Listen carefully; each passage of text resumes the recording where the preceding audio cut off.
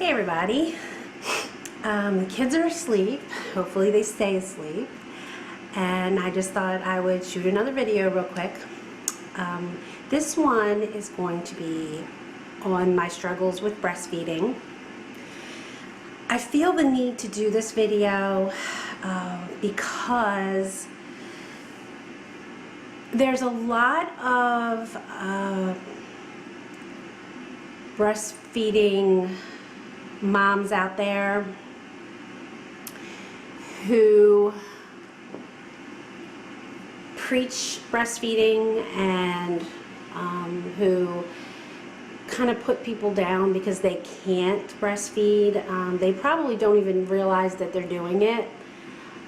And I think there's a lot of ignorance out there, just people not knowing that there are issues, medical issues out there that can prevent a woman from breastfeeding. And because I was probably one of those women who felt, because I've read somewhere or heard somewhere that every woman can breastfeed, and it's just a matter of how much you put into it, how much time you put into it, how much effort, but every woman is capable of breastfeeding. And before I had my first child, I probably believed that. I think I did, actually. And I learned really quick that that is not the case. And I'm just so tired of seeing message boards and like mothers bashing each other because they're not breastfeeding, and saying hurtful things like, oh, well, you're just not trying hard enough. And I'm really, really fed up with it, because let me tell you, there are medical conditions out there that prevent women like me from breastfeeding. And it's hard enough being a mother without other mothers, criticizing your parenting. It really is just uncalled for.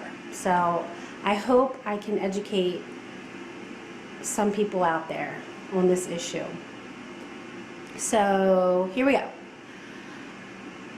Before I had my son 15 months ago, I planned on breastfeeding, and I was gung-ho. I was gonna do it. I bought all kinds of stuff, breastfeeding cover and milk storage containers, and I was gonna do it all, right?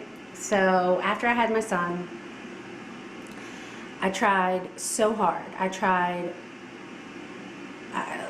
did everything you can think of. I got a lactation consultant come to the house.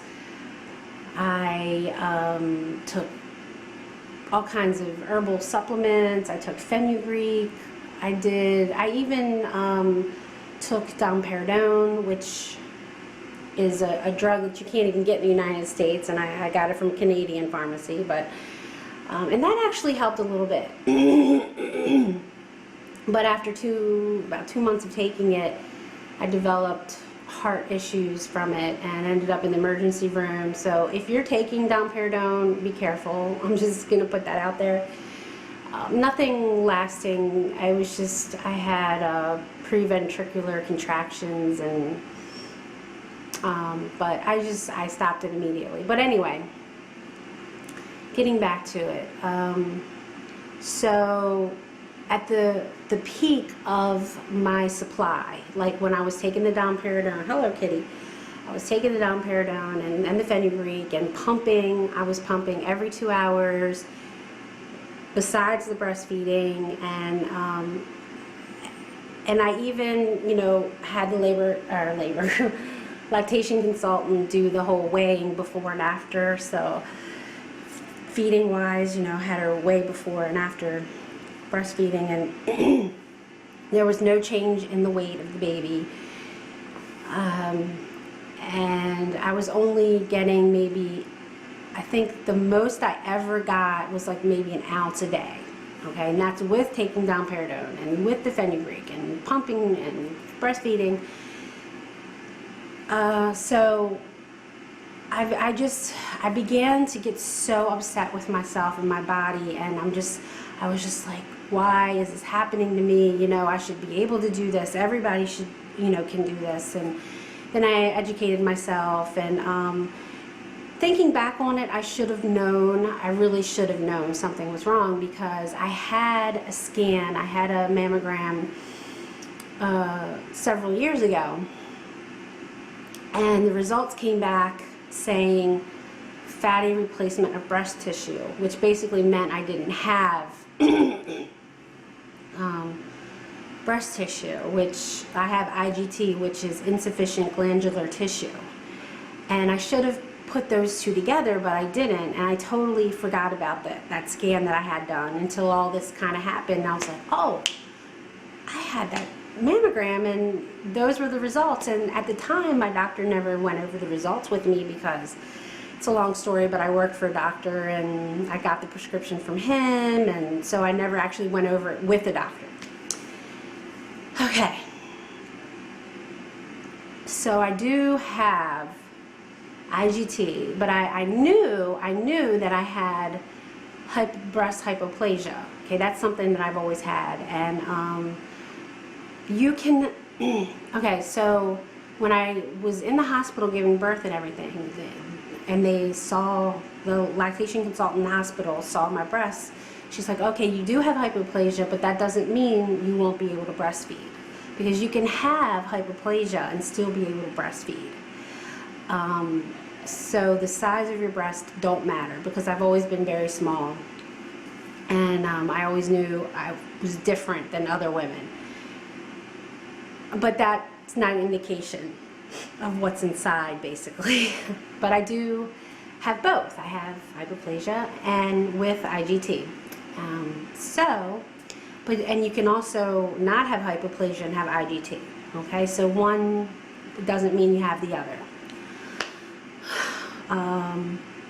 Yeah, so I mean, I always knew I was smaller than everybody else, and even being plus size, my breasts just don't grow. They just haven't grown since, you know, puberty. You know, they kind of stopped in the middle of puberty and never grew. And so let me tell you, somebody, this is just a little side thought, somebody needs to come up with a clothing line for small-breasted plus-size women. There may not be many of us out there, but there is a market. Because it's hard to find clothes, because you go to the plus-size section and they just figure every plus-size woman has big breasts. No. Anyway, okay.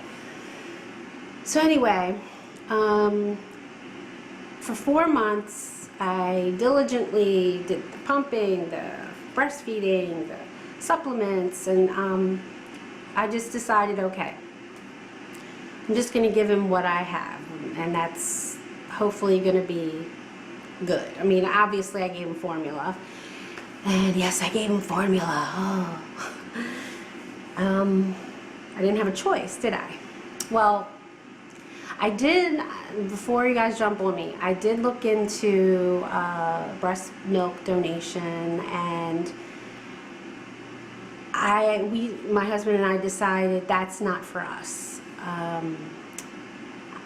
We're just a little too paranoid. I mean, I'm sure it's fine, but it's not regulated, and I would rather, if it was regulated, I would totally be on board with it, but it's not tested. And I mean, if you saw on the news lately, there's, you know, they tested donated breast milk, and there's bacteria, and it just freaks me out. But I'm not putting anybody down who does it. I think it's wonderful. I really wish I had the guts to do it, but I just don't, you know. I'm too scared. I think it's a wonderful thing if you have a lot of breast milk and you donate it, it's, you know, especially to like NICUs and things like that. I think it's a wonderful thing. So anyway, that's kind of where that was, and I finally started to come to terms with it and be like, okay, you know, went online and I looked it up, and other women had the same issue, and I was like, okay, I'm not alone. This is a real thing. But I still, to this day, I mean, my second daughter, or my second child, my daughter is 7 weeks old, and I tried with her. Again, I tried breastfeeding, and was only getting a couple teaspoons a day, and she was getting so frustrated. And my son was a little bit more patient, but she was just like, bottle now. So I just, after a month, I gave up on it. And so she's all, formula. And besides, I can't take the supplement, and I'm just not getting, it's just not happening. So,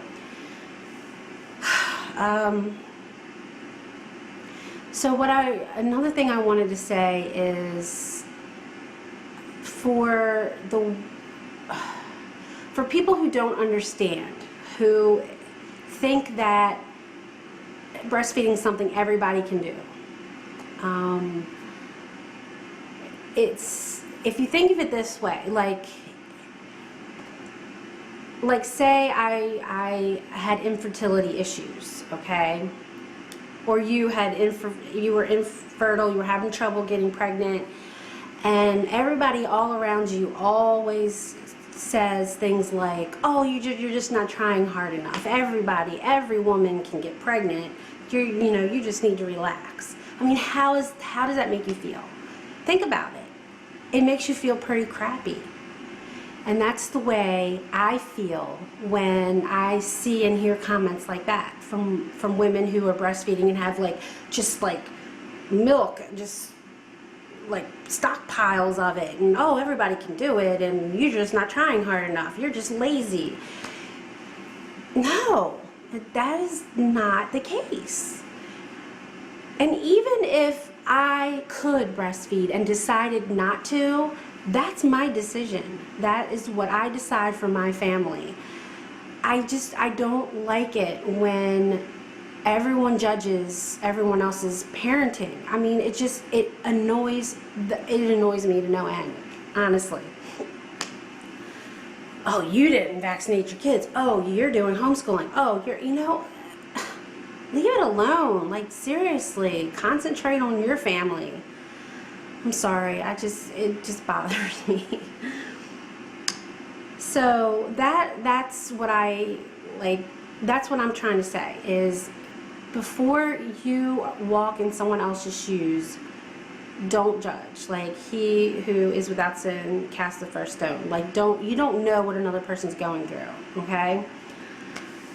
And formula is not that bad. It's not poison. It's not a bomb. It's not anthrax. It's food. I was brought up on it. I'm fine. I mean, without it, my kids would starve. I mean, come on. So, anyway. And, okay, so things that if you're wondering how you know if you have it or not, like, from what I'm reading and my own experience, I didn't have any, and I still don't have any breast changes. Like, the only changes I had in pregnancy was the nipples got darker, and I got little skin tags all over, and that's it. They never got bigger. Even after I gave birth, they didn't get bigger. I had a little tiny bit of milk, but still there were no changes at all, none. So that's an indication. What else? Sorry about the ums. I need to work on that, I think. I know there's more I wanted to say. I need to write this stuff down. I get all worked up, lose my concentration. So, yeah, and I've never experienced a letdown. I've read about it, I've heard people describe it. I don't know what it is. That's never happened to me.